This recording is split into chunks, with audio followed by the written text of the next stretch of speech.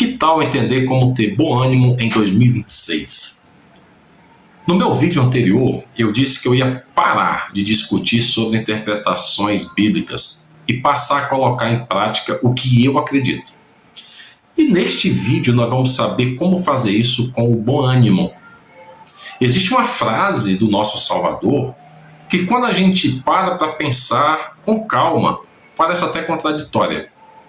No mundo tereis aflições, mas tende bom ânimo, porque eu venci o mundo. Como assim?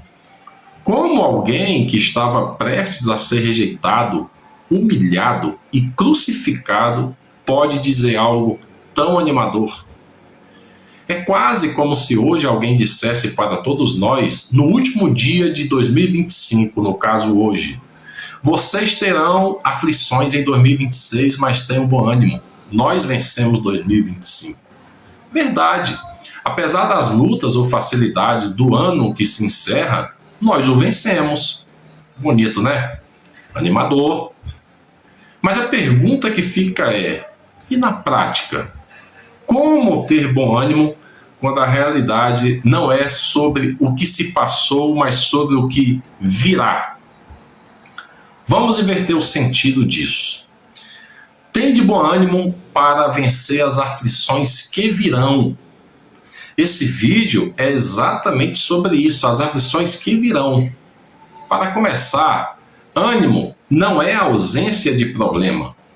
Primeira coisa que a gente precisa entender é isso. Bom ânimo não significa vida fácil.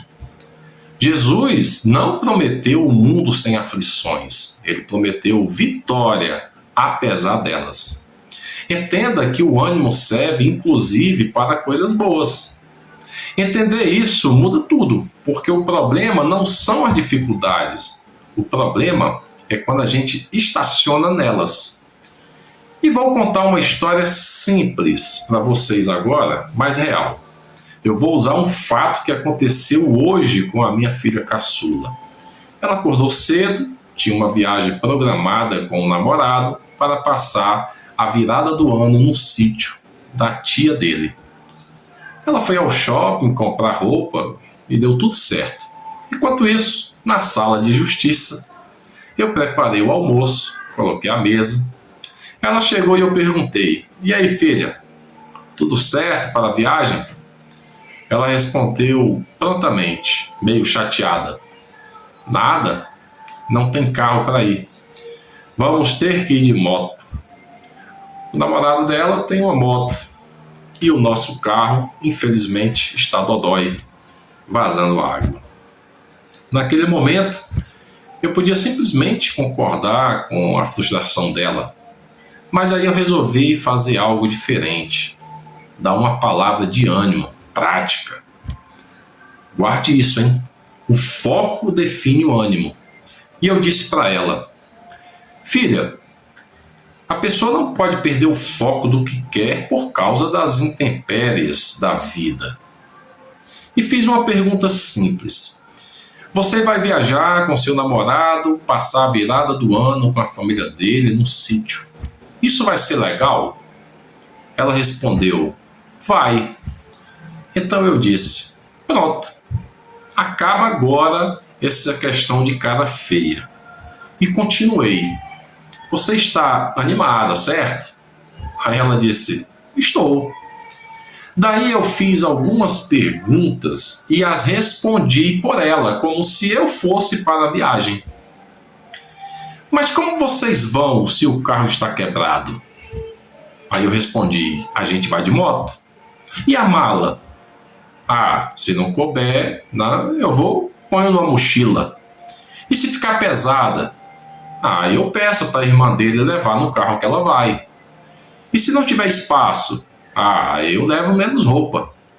Percebe o padrão?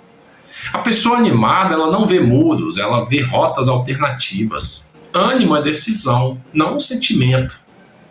Quem está animado não nega a dificuldade, não romantiza o problema, mas não se submete a ele. É assim para tudo na vida.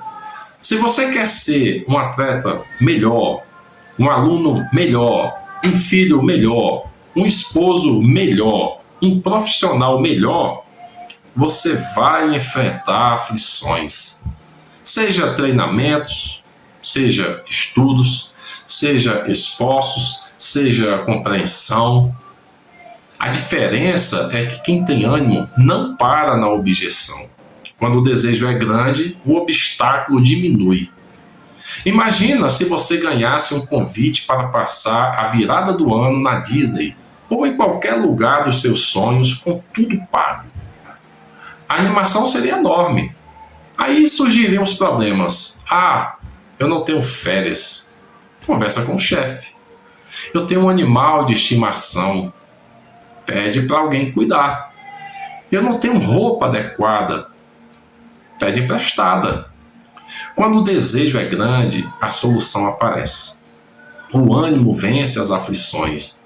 O mesmo vale para a vida espiritual. Se você, assim como eu, espera ir ao encontro do nosso Criador após essa vida, então precisamos entender algo. As aflições deste mundo não podem ser o centro da nossa caminhada. Elas existem de fato, mas não governam quem sabe para onde está indo. Entre em 2026 animado por alcançar algo, seja o que for. Não estacione nas dificuldades. Não concorde com elas. Procure sempre uma maneira alternativa de chegar onde você quer. Olha o final da história. Sabe o que a minha filha fez aos poucos? Ela foi se animando, desfez a mala e arrumou a mochila, reduziu as roupas, saiu sorridente para o passeio. Você que se sente filho do nosso Pai Celestial, ou se não se sente ainda filho, olha que detalhe interessante que eu vou lhe dizer agora, depois da gente ter conversado sobre tudo isso. Eu, como pai, fiquei feliz com a viagem da minha filha, apesar de o interesse fosse que ela ficasse comigo. Eu fiz de tudo para ela ir. Até emprestaria o carro, mesmo dodói, se preciso. Agora imagine o contrário. Se eu soubesse que minha filha está fazendo de tudo para se aproximar de mim e ficar comigo, como eu me sentiria? É assim que o Criador se sente. Se você quer se afastar dele, ele respeita. Mas se você decide caminhar em direção a ele, isso é o maior desejo dele. O nosso Salvador venceu o mundo não porque não sofreu, mas porque não perdeu o foco da sua missão. E é isso que nos permite entrar em 2026 com bom ânimo. Não porque será fácil, mas porque sabemos onde queremos chegar. Eu vou começar o ano de 2026 com o mesmo ânimo de 2025, que é estar me aproximando do meu Pai. Se o seu ânimo não for esse, sem problemas. Vença as aflições mesmo assim.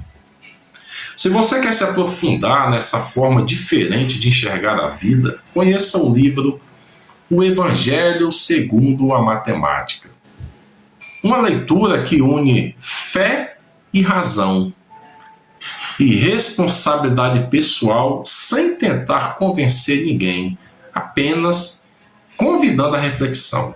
Se inscreva no canal Invertendo Sentidos, onde falamos sobre valores, crenças, escolhas e como parar de tentar mudar o mundo sem antes olhar para si.